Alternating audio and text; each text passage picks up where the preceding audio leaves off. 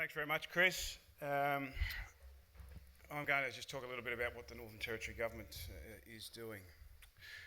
Can I start by acknowledging the Gumatj clan, whose land in which we stand today, other Yolngu clan groups, my fellow panellists here today, Philip and Klaus, and I'm not sure if Bobby's coming along today, other parliamentary colleagues here, but particularly my good mate Nigel Scullion, Federal Indigenous Affairs Minister and Senator for the Northern Territory. Can I also start by also saying thanks very much for the wonderful Garma Festival again in 2015. What the Garma Festival and many others like it demonstrate is that Aboriginal culture is strong and vibrant in the Northern Territory. The oldest continuing cultures on the planet are thriving here in our remote communities in the NT. Languages are spoken, laws are followed, kinship is maintained and country is cared for. These are the principles that must be considered if we are to pursue a constitution in development for statehood in the Northern Territory. This is something that all Australians would be proud of. Reflecting back, the traditional economies that sustained these remote communities in Australia for centuries, and particularly here in the Northern Territory, have all but disappeared. So supporting Aboriginal people to re-establish these remote economies is now our major focus in the Northern Territory. I do not run a centrist government. I support Aboriginal Territorians living on country, and we should be decentralising in all that we do. We're working in partnership with Aboriginal people to facilitate Aboriginal wealth creation as a means to provide independence from government so that Aboriginal people can again be masters of their own destinies in an economic sense and enjoy the same opportunities and prosperity that other Australians do. Saying that we are working in partnership with Aboriginal people is not just rhetoric. I spend a lot of time in remote communities across the Territory, and Aboriginal people tell me the same two things over and over again. They say they want to continue practicing their cultures and customs and to keep their languages, law and law strong. But at the same time, they want economic development and jobs both now and into the future, particularly for their kids. And as a government, we want to work in partnership with those individuals or communities to help them achieve it. Before I go into the specifics of what we're doing, I want to make two very important points right up front. One is we're not taking Aboriginal land, and the second thing is we're not closing communities. I want people to continue to live on country if they wish to, and I want them to stay strong. The Aboriginal Land Rights Act, Northern Territory Act 1976, ALRA, is an iconic piece of legislation that has its roots right here on this land. It was born out of the Gove land rights case. The purpose of the Aboriginal Land Rights Act is to provide freehold land title for Aboriginal people in the Northern Territory, and we fully support that. As legislation goes, it has been very successful, with around 50% of the land in the Territory being Aboriginal freehold.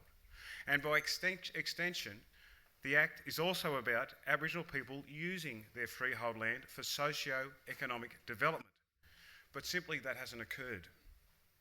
So we have to change those poor outcomes. We have to support a transition from land rights to land use and economic development. It's not a controversial plan. It's a view shared by the vast majority of Aboriginal people that I speak to, and was a key theme coming out of the Indigenous Leaders Retreat in Broome a month or two ago. And far from closing down remote communities, my government will continue to invest in the 76 major remote Aboriginal communities and more than 450 outstations or homelands across the NT. The federal government has provided more than $150 million for the Northern Territory government to assume responsibility for the funding and delivery of municipal and essential services to approximately 450 permanent outstations and homelands that are occupied. We'll take this money, which isn't new money, and add it to the more than $150 million we spend each and every year on municipal and essential services and other infrastructure in remote Aboriginal communities in the Territory. So again, I want to be perfectly clear. We're not taking anyone's land and we're not closing communities. But we are taking a new approach, and we're taking a pragmatic approach. A pragmatic approach that moves away from the failures of the past. I'm sure that many people in this room or in this gathering would be aware of the latest Productivity Commission report identifying that Indigenous expenditure in Australia between the Commonwealth and the state and territory jurisdictions spent more than $30 billion on Aboriginal affairs in the 2012-13 financial year.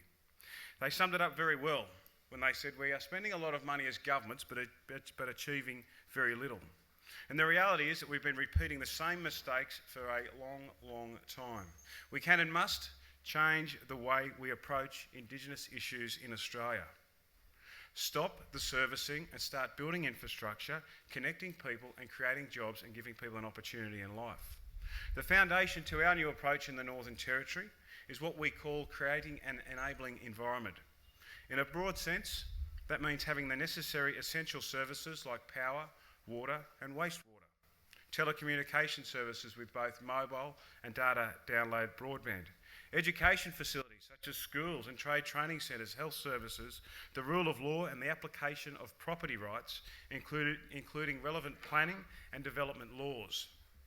Most Australians can't conceive what life would be like without an enabling environment. People living in Sydney and in Melbourne with their respective property booms would struggle to comprehend being unable to get a home loan from a bank because there are no property rights.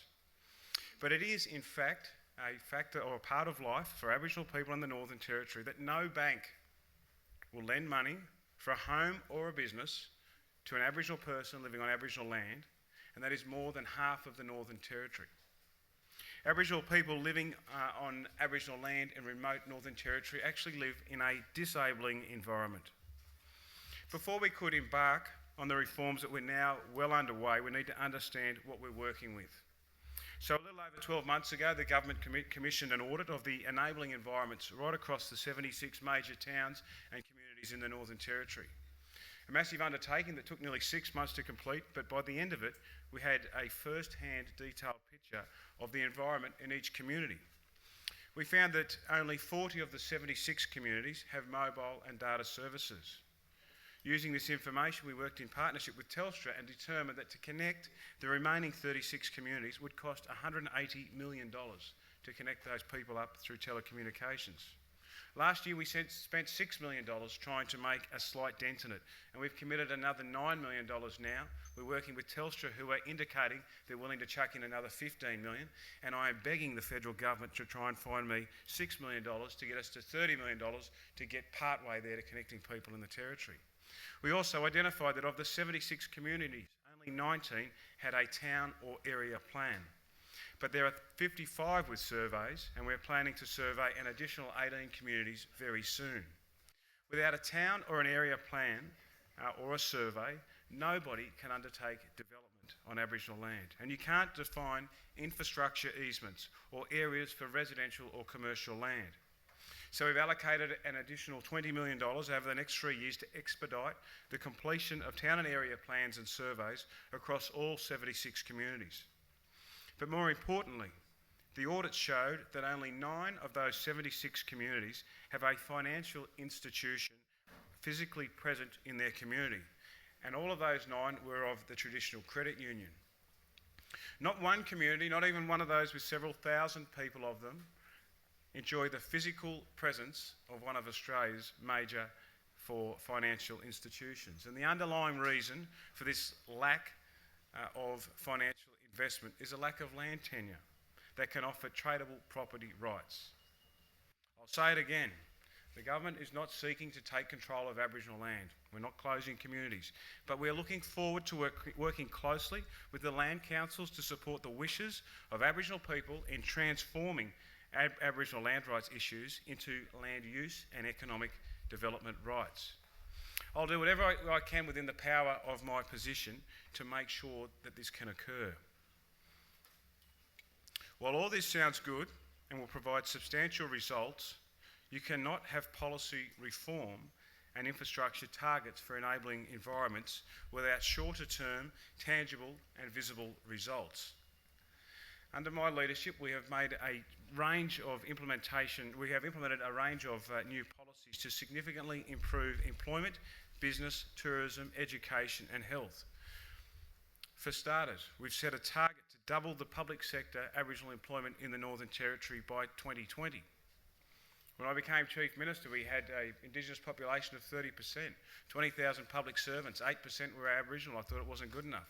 So we've set a target to double it to 16%. In practice, that means an increase of 1,800 employees to 3,600 employees over the next 5 years. Keep in mind the Northern Territory only has a population of 250,000 people, so that's an additional 1,800 jobs in the public service. I've asked the Commissioner for the Public Service to work with each agency to set Aboriginal employment targets relevant to their organisation. To support private sector Indigenous employment, the Department of Infrastructure has introduced an Aboriginal employment provisional sum component for all contracts above $500,000. This means that each contractor must achieve 30% Aboriginal employment, reflecting the 30% Aboriginal population in the Northern Territory. If they don't achieve that target, then they don't get paid that portion of the contract, which is typically 10% of the value of the contract. This is a different way of doing business. To receive payment for this component of the contractor has to prove to government that they actually achieved the 30% target, otherwise they don't get paid. This makes it clear for contractors and easier for government to administer. As of June this year, we've released more than $408 million worth of contracts that include $39 million worth of provisional sum requirements. And we've awarded 76 contracts with a total of almost $177 million, with a provisional sum requirement close to $18 million.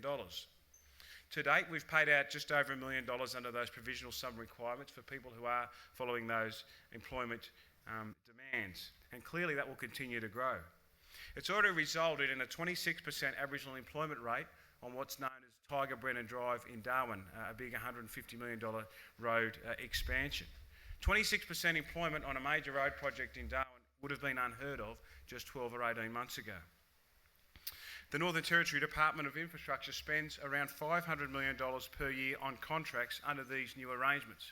So at a 10% rate, we're putting $50 million towards increasing Aboriginal employment from contracts issued by us for 30% employment.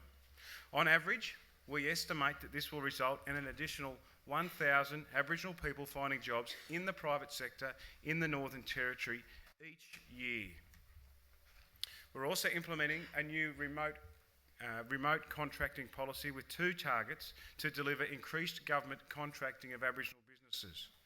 The first target is a 100% increase in small contracts for construction and repairs and maintenance, such as for housing and roads in remote locations. In developing this policy, we reviewed about a quarter or $125 million worth of the projects who are open and select tenders of small contracts released in the 13-14 financial year. What we found when we had a look at that, 35% of those businesses, of those contracts were issued to Aboriginal businesses locally. To achieve our target, we want 70% of all small contracts in remote communities going to local Aboriginal businesses by 2017.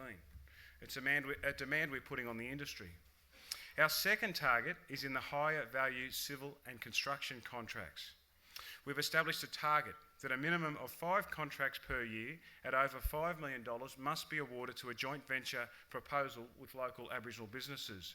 The joint venture with Yugamungi, a local Aboriginal business in Nooka, and ProBuild of Alice Springs will deliver a new $5.9 million health centre at Nooka as a great example of what can be achieved, and I hope Bobby has an opportunity to say something about that later.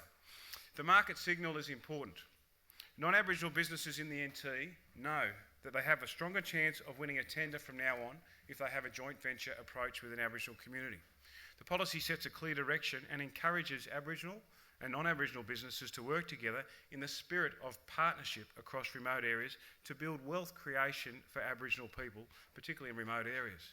I'm hopeful that the delivery of the 2 contracting targets will provide an additional 1,000 private sector jobs for Aboriginal Territorians, combined with the other 1,000 private sector jobs through the provisional sum requirements and the new 1,800 public sector jobs, means that we're targeting 3,800 jobs over a 2 to 5 year period, which will change people's lives. As a side, to support our wealth creation agenda, we've established what we call a Community Champions program, ensuring local voices are being heard at the upper echelons of government.